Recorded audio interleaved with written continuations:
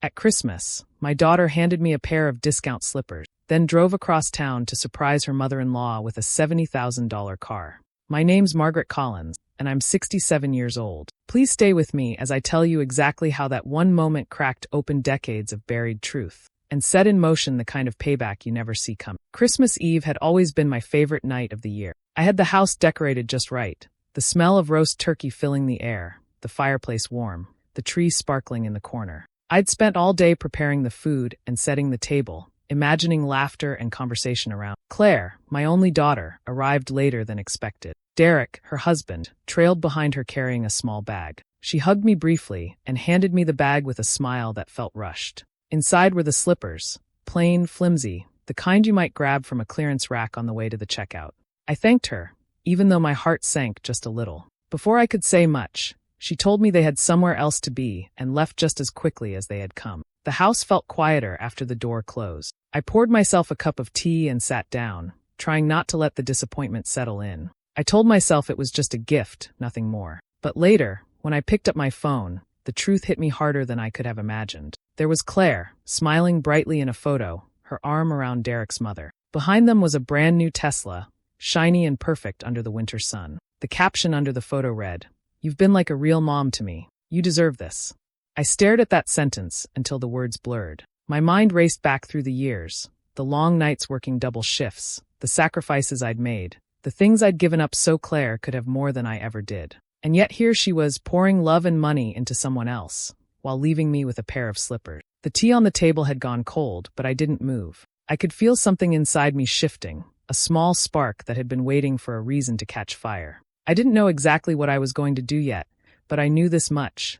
Things were about to change. What happened next wasn't planned overnight. It took time. Quiet, careful time. I smiled when people asked about Christmas, told them it was nice, and kept the real story to myself. But while Claire went on with her life, I was already setting things in motion. And by the time she realized, it would be too late to undo any of it. When Claire was just 6 years old, my life changed forever. Her father walked out one night without warning, leaving nothing behind except a note that read, "I can't do this anymore." There was no child support, no apology, no explanation. It was just me and Claire against the world. I didn't have the luxury of falling apart. I took on 3 jobs, a cashier in the mornings, a waitress at night, and cleaning offices on weekends. Some days I would come home so exhausted I would fall asleep still in my work clothes. But I kept going because every dollar mattered. Claire needed clothes, food, school supplies, and I was determined to give her a life where she wouldn't feel abandoned the way I did. Over the years, there were moments that tested me in ways I can barely put into words. When she was in middle school, the landlord raised the rent, and I sold my grandmother's gold bracelet to cover the difference. It was the last heirloom I owned, something I had promised myself I would pass down to Claire someday. That promise was broken quietly, with no explanation, because I didn't want her to know we were barely scraping by. There was the year I was accepted into a local college program for teaching. It had been my dream since I was a little girl, but tuition was more than I could afford, especially after Claire's school announced a pricey field trip abroad. She had her heart set on going. I watched her eyes light up when she talked about it, and in that moment, my dream slipped quietly out of reach. I never enrolled. She never knew. Then there were her mistakes. The credit card she opened at 19 that spiraled into thousands in debt. The used car she bought without checking the engine, which broke down 2 months later. The apartment she couldn't keep because she spent more than she earned. Every time I stepped in, I told myself it was just a temporary fix, that I'd teach her to be responsible next time. But next time always came, and my wallet always opened. It wasn't until last year, sitting at my kitchen table with a stack of old bank statements, that I tried to calculate exactly how much I had given her over the decade. Tuition, rent, cars, bailouts, groceries, bills.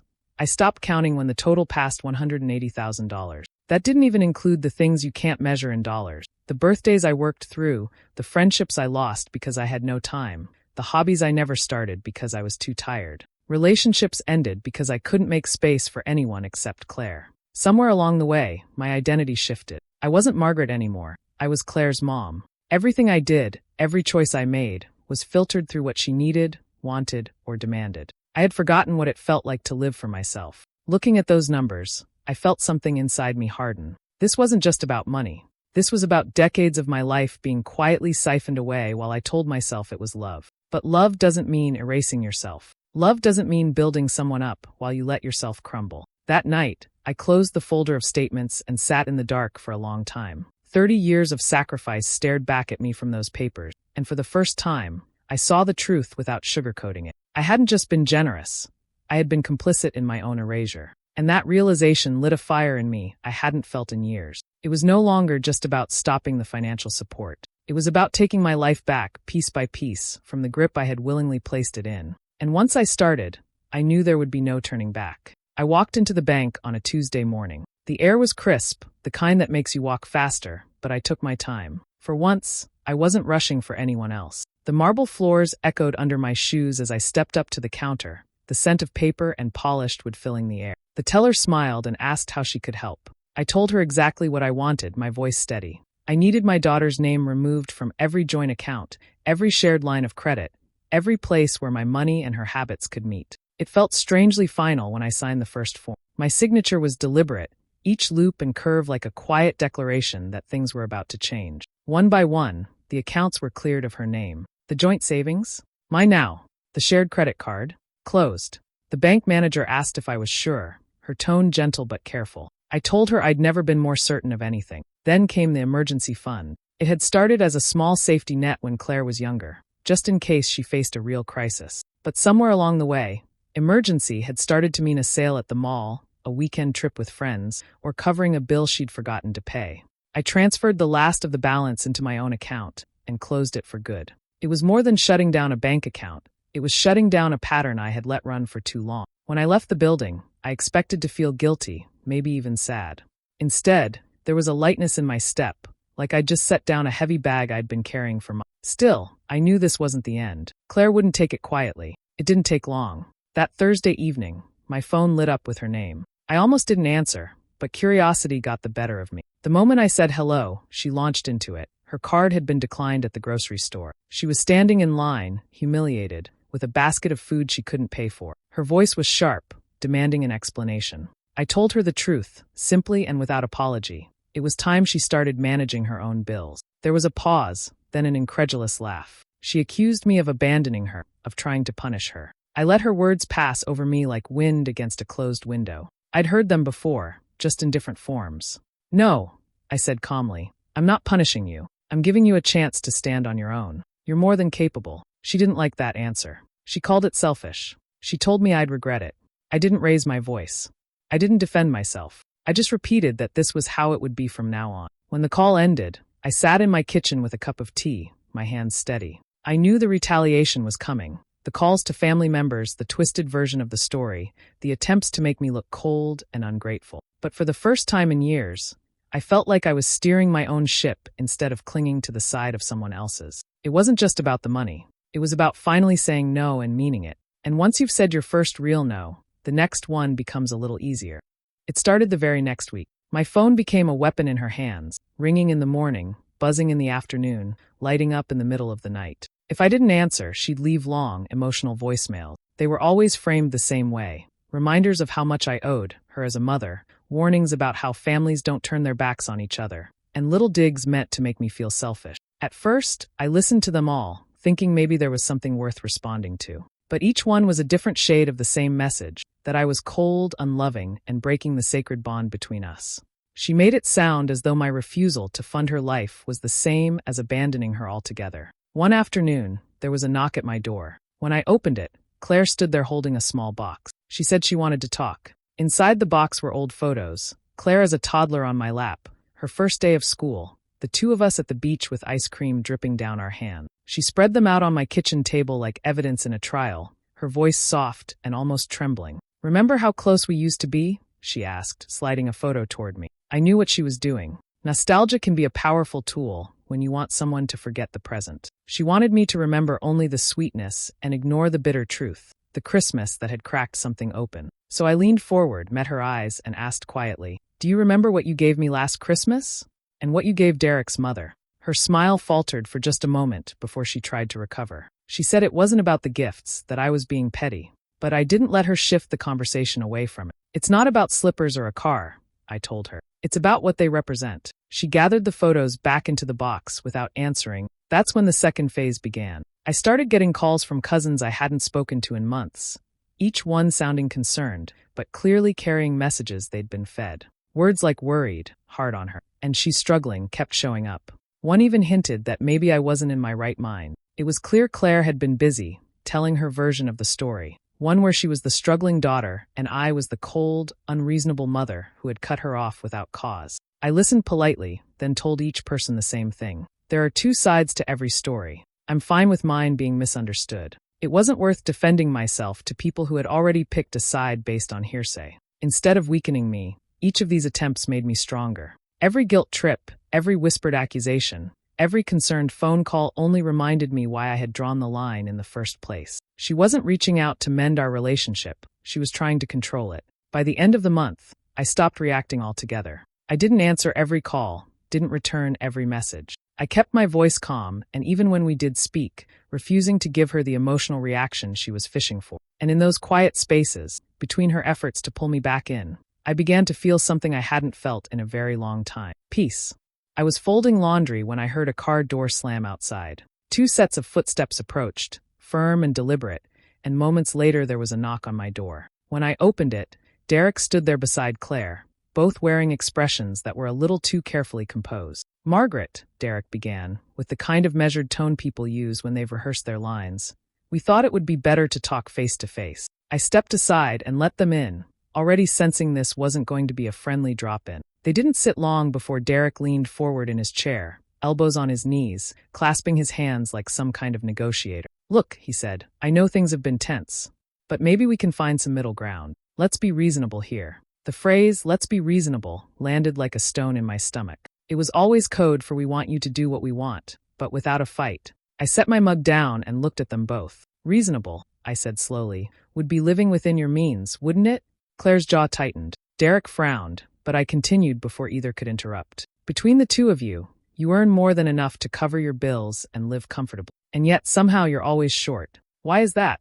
Derek shifted in his seat, glancing at Claire as though she might feed him the right answer. Then he shrugged and said almost casually, "Well, some things are worth spending on, like the car for my mom. She's done so much for me, she deserved it." There it was. No shame, no awareness, no acknowledgement of how absurd it was that I had been expected to subsidize their life while they handed out luxury gifts elsewhere. I felt my eyebrows rise, but I didn't raise my voice.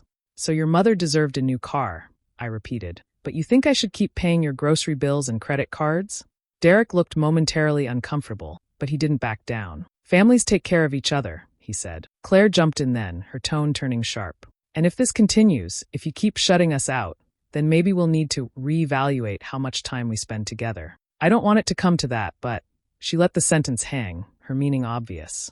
It was meant to be an ultimatum, the kind of emotional threat that would normally twist a knife in my chest. But instead, I just felt relief. It was like someone had opened a window and let in fresh air. I sat back, folded my arms, and said plainly, "If that's what you feel you need to do, I understand. I'm not going to beg you to stay in my life on those terms." The silence that followed was thick. Derek blinked, clearly not expecting that response. Claire's mouth opened, then closed again. They exchanged a quick glance, the kind couples share when the script has gone off track. "Well," Derek finally said, standing up, "I guess we'll talk later." They walked out without slamming the door, but the tension in their shoulders spoke volume. As their car pulled away, I stood by the window, watching them go. For the first time in years, I wasn't afraid of their disapproval. I wasn't clinging to the hope they'd change. If distance was their choice, I was ready to give it to them, completely.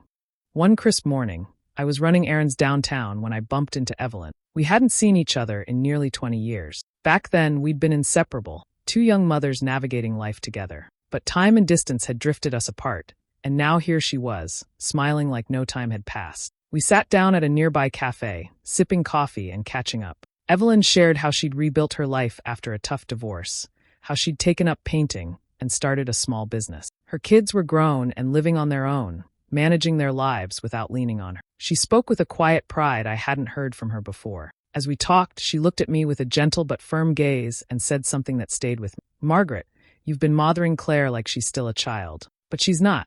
She's an adult now. And you've been doing all the heavy lifting for too long." Her words hit me like a cold splash of water. I wanted to argue, to say Claire wasn't ready, that she needed me. But deep down, I knew Evelyn was right. She went on, telling me how her kids had learned to take responsibility early on. They had jobs, paid their own bills, and made mistakes on their own terms. Not because their mother was absent, but because she'd stepped back at the right time. I felt a sharp pang of jealousy mixed with shame. My daughter wasn't independent. She expected the world to be handed to her, and I'd allowed it for years. I had become the invisible thread holding everything together, while losing myself in the process. Looking at Evelyn, I realized I had no identity outside of being Claire's mother. I had sacrificed so much, time, dreams, even friendships, to support her. But who was I really?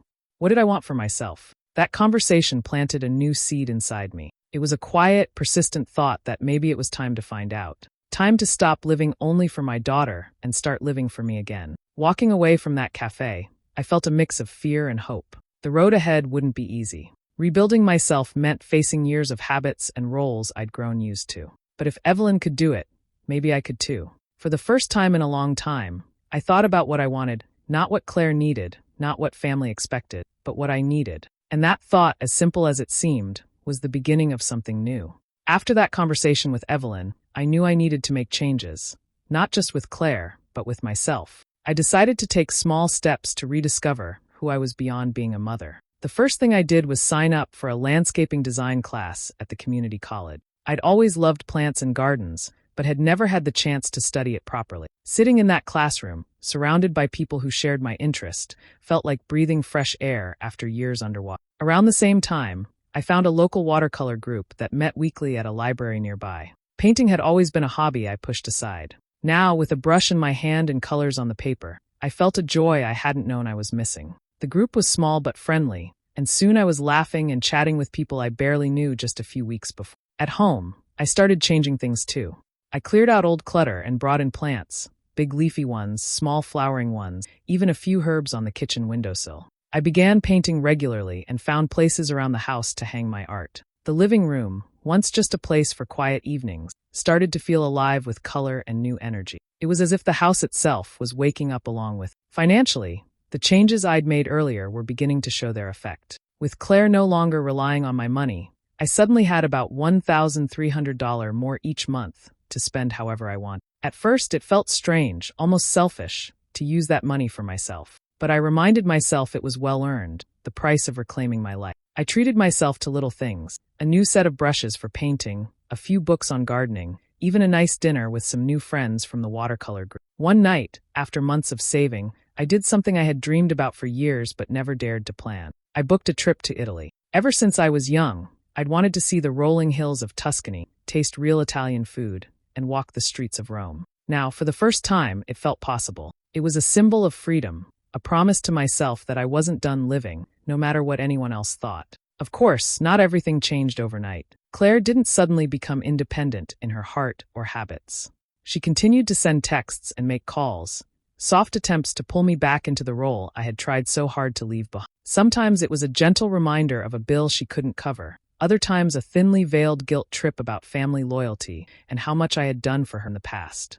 But this time I was different. Instead of rushing to fix her problems or smooth things over, I took a breath and reminded myself why I had to stay firm. It wasn't easy to say no, to watch someone you love struggle and feel torn between helping and holding your ground. But I knew that by giving too much, I was losing more than money. I was losing myself. Each day, as I painted and planned my garden, as I talked with friends and dreamed of Italy, I felt a little more like the woman I had been before life had demanded so much of me. It wasn't just about money or gifts anymore. It was about respect, boundaries, and reclaiming my own story. And in the quiet moments, when the house was calm and the plants around me thrived, I allowed myself to believe that maybe, just maybe, this was the beginning of a new chapter, one where I could finally be whole again. One afternoon, there was a quiet knock at my door. When I opened it, I saw Adam standing there, Claire's son, now 16, looking older than his years but with a nervous energy I hadn't seen before. He shifted from foot to foot, like he wasn't sure if he was welcome or if he'd been sent as a messenger.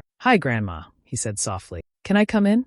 I nodded and led him to the kitchen table. We sat down with cups of tea, the afternoon light casting soft shadows around us. He looked down at his hands, then up at me, hesitating before he spoke. "I wanted to talk," he said. "About everything." I could tell he had been caught in the middle, used more than once as a way to send messages between Claire and me. But now it felt like he needed to understand the truth for himself. So I told him. I told him about the slippers, the car, and the difference between the two.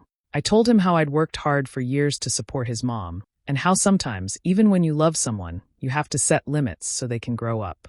I shared the numbers, not to shame Claire, but to show him how much effort went into keeping the family afloat. Adam listened quietly, absorbing everything. Then he looked at me with eyes that seemed too old for a teenager, and said something I didn't expect. "My mom," he said slowly. "She's like the kid who breaks a gift right after getting it. She doesn't know how to take care of what she's given, and then she acts like it's someone else's fault." His words cut deep, but there was no anger in them. Just a clear, honest observation that felt like a mirror reflecting back the truth we'd both been avoiding. I reached across the table and took his hand gently. "I want to make sure this doesn't become your story too," I said. "You deserve to build your own life, with your own hard work and choices." He smiled faintly, a mixture of relief and hope. "I want that too," he said. That conversation stayed with me long after Adam left. His honesty gave me strength. It reminded me why I had to keep standing my ground, not just for myself, but for the future of our family. I knew his words would echo in Claire's heart eventually, even if it took time. Sometimes, it's the youngest voices that speak the loudest truths. And for Adam's sake, I vowed to keep breaking the cycle, to make sure the next generation could live free from the mistakes that had weighed us down for so long. Months passed after I cut off the financial support, and life unfolded in ways I hadn't fully anticipated. Claire and Derek's marriage, once seemingly steady, began to show cracks. Without the safety net I had long provided, the pressures they'd ignored for years started to surface. Bills piled up, arguments became more frequent, and the veneer of control they had maintained slowly peeled away. I heard whispers from family members, quiet conversations about their struggles and their strained relationship. I stayed silent, watching from a distance, knowing this was a reckoning they needed to face. One afternoon, I received a call from Claire. Her voice was softer than before, edged with a mixture of exhaustion and something I hadn't heard in years, honesty. "I've filed for divorce," she said plainly. For a moment, I didn't respond. The words hung heavy between us, marking an end and a beginning at the same time. "I want to admit something," she continued, her voice cracking slightly. "I've never really been independent. I relied on you, on Derek, on others, and I never faced what it truly meant to stand on my own." It was the first time she had said those words, the first time she had owned her part of the story without deflecting blame or hiding behind excuses. After a pause, she added, "I'm not asking for money. I'm asking for space. Space to learn how to manage, to make mistakes, to build my life without falling apart." Her request caught me off guard. It was different from before. No demands, no guilt trips. Just a quiet plea for understanding and room to grow. I could hear the vulnerability beneath her words, and it softened something inside me that had been tense for so long. Over the next weeks, Claire began to show real change. She moved into a smaller apartment, a modest space that suited her budget and lifestyle. She took on a job closer to home and started paying her bills on time. I saw her carefully budgeting, clipping coupons, and learning to cook simple meals instead of relying on takeout. It wasn't perfect. There were setbacks and moments of doubt. But for the first time, she was making choices for herself and facing the consequences, good or bad, without turning to me for rescue. One evening, she came over to visit. We sat in my living room, the plants I'd nurtured casting soft shadows around us. "I know I hurt you," she said quietly, "not just with the gifts or the money, but with how I took everything for granted." I looked at her, really looked, and felt a wave of compassion wash over me. "I forgive you," I said simply. "Not because of the slippers, not because of anything else, but because you're finally seeing what you need to do, and you're doing it." Her eyes filled with tears, and we shared a moment of understanding that didn't need words. That night, I realized forgiveness wasn't about forgetting the past. It was about accepting the present and hoping for a better future. Claire's journey wasn't over, and neither was mine. But for the first time, we were both walking forward with open eyes, ready to rebuild what had been broken in a way that could last. And for me, that was the greatest gift of all. A year had passed since I first took that difficult step to change everything. The transformation in my life was remarkable. I had turned my passion for plants into a small garden design business, one that brought me genuine joy and a sense of purpose. The clients I worked with appreciated my attention to detail and creativity, and word began to spread. Last spring, I finally took the trip I'd dreamed of for decades, a journey through Italy. Walking through the cobblestone streets of Florence, admiring the rolling hills of Tuscany, I felt a freedom I hadn't known in years. It was a celebration not just of a place, but of a new chapter in my life. Along the way, I built friendships with people who supported my growth and shared my interests. These connections reminded me that life could still surprise me with kindness and companionship, even after so much hardship. Claire, too, had found her footing. She lived in a modest apartment, one she had chosen and paid for herself. Cooking simple meals and managing her bills without panic became part of her daily routine. She was no longer the woman who relied on me to catch every mistake or cover every expense. The change was gradual but real. Adam, my grandson, was thriving as well. He earned a college scholarship and worked part-time to help with his expenses. I could see the pride in his eyes when he talked about his studies and his future plan. He often mentioned how much he admired his mother's efforts to turn her life around, and I believed his support played a role in her transformation. Looking back, I realized I hadn't just saved my own dignity by setting boundaries and reclaiming my life. I may have saved Claire's adulthood too, giving her the chance to learn, grow, and become independent in a way she never had before. The slippers, those cheap slippers Claire gave me that Christmas, still sat in a box in my closet, but they no longer represented hurt or betrayal. Instead, they stood as a quiet reminder of the day I finally took my life back, the moment everything began to change. And sometimes when I open that box, I smile at the journey those slippers symbolize, a journey from sacrifice to self-respect, from pain to peace.